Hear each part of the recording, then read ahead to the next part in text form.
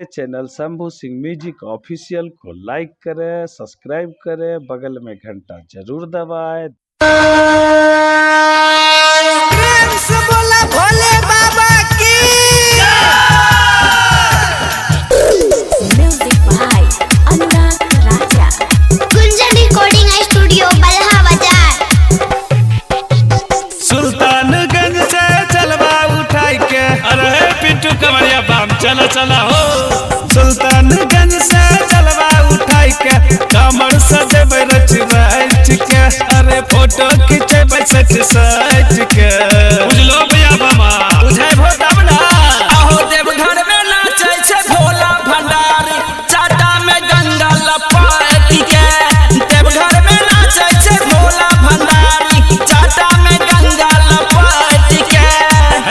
धक्का मुक्की ने बाम चलिए आराम से। अरे हड़बड़ाइए मत बम, आराम से चलिए, साइड दीजिए और रास्ता क्लियर कीजिए।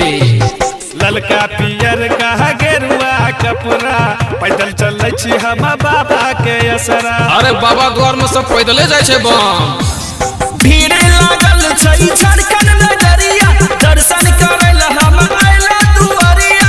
सुनो हो बाबा दर्शन देखावा, पूजा करै छी हम सैत के, अहो नारा लगाबै छी दैत के।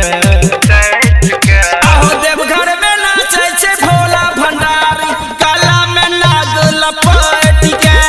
देवघर में नाचे छे भोला भंडारी, काला में नाग लपेट के। अरे पिंटुआ खाली लपेटले नहीं छे, फुफकारो मारे छे। काटतो न जब तो कोई नहीं काम देतो बाबा छोड़ के, बुझली। देश विदेश कमरिया के आगमन, डमरू बजाय के नचै छै छमा छम, नचै छै छमा छम, नचै छै छमा छम। सावन मेरी मिठी में बरसे बदरिया, बोलबम के नारा गूंजे पहरिया।